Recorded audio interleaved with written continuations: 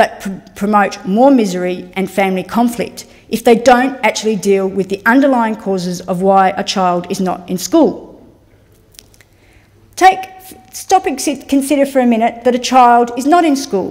A child of, say, from a family of 2, 3 or 4 children. So one child is truanting and their parents' payments are cut. What happens to the rest of the family? Those kids may be going to school perfectly happily. And so all of a sudden their family has no income support? How does that, in fact, help those kids being at school? What happens when they don't have food in their bellies? What happens when they don't have a roof over their heads and their parents are in crisis because they have no income and no way to support their children?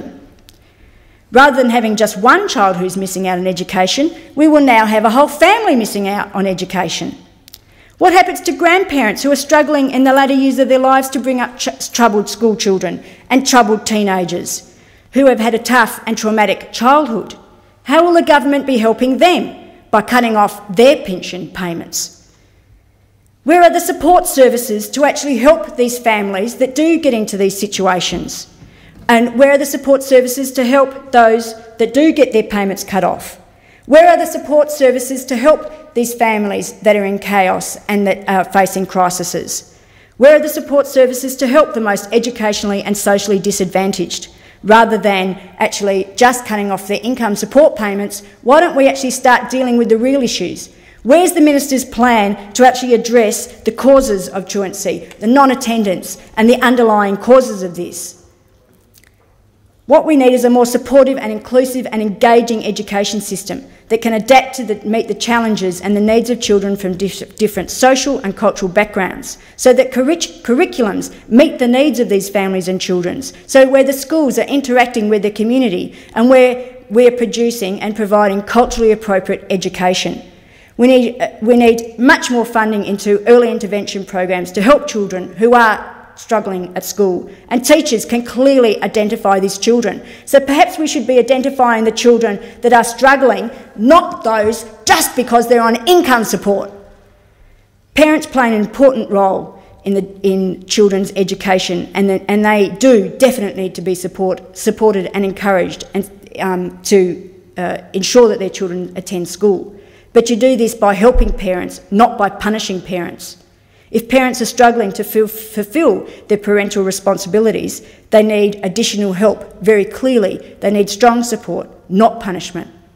Often the very reasons why they are struggling, such as family conflict and breakup, domestic violence, economic hardship, mental health issues, drug, alcohol problems, are the kind of problems that a punitive approach to cutting income support payments will undoubtedly exacerbate and bring to a crisis point.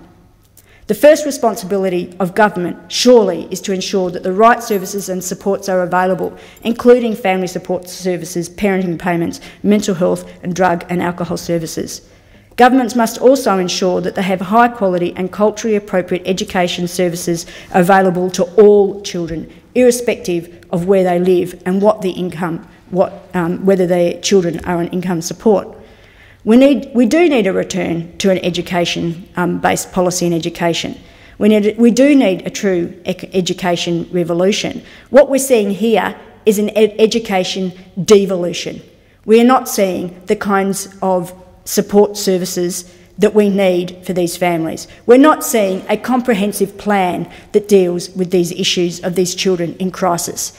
And please, I don't want anybody saying the Greens don't want kids in school. We do want kids in school, but we want kids in school that are there through a proper plan that's put in place. This will not put these kids in school, because it does in no way address the reasons why they are not in school. The government is not providing and has not outlined how they are now going to be addressing how these kids are actually going to have those support services. They have not articulated how the education system is going to be improved so that it meets their needs. They have not looked into where, for example, we've had to have some culturally appropriate education programs that have been cut. No, we've not been looking at that. We've gone straight to the let's them punish them, let's demonise them. And where's the government's plan for the kids of parents that aren't on income support? Or does the government for 1 second expect us to believe that only the children of those on income support are playing truant and not in school? No, of course not. Of course not. What's the government's plan to get the children of families that are not on income support into schools? Oh no, for them we might decide that we're going to try and look at the education system and provide one that's actually much more appropriate to meet their needs. Now, one of the areas that they're planning to run this trial is in Cannington. And the ministers, both Minister Gillard and Minister Macklin, have said it's in the suburb of Cannington.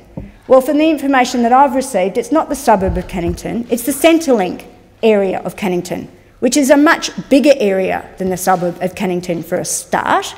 And for what I've been told also, for example, for that very large area south of Perth, the government is providing funding for one financial counsellor. One financial counsellor. Now, please tell me, when you've got a least number of people that are in crisis, and of course I know that some of these families are in crisis and do need help, how does one financial counsellor help? Is that all the government's going to do?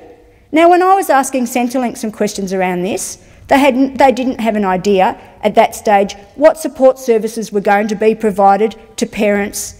And this was actually about the debit card, because there's two things running here. There's the debit card process, and there's let's cut off the income support for parents whose kids truant.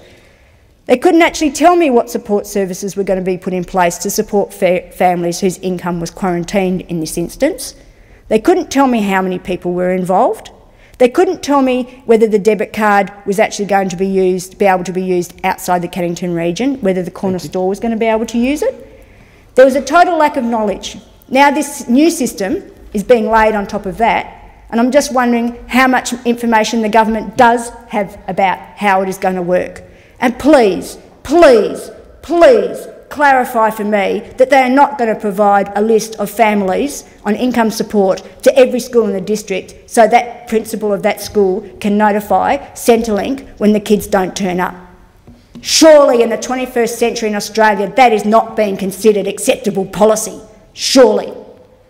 Let's see the education revolution, not the education devolution.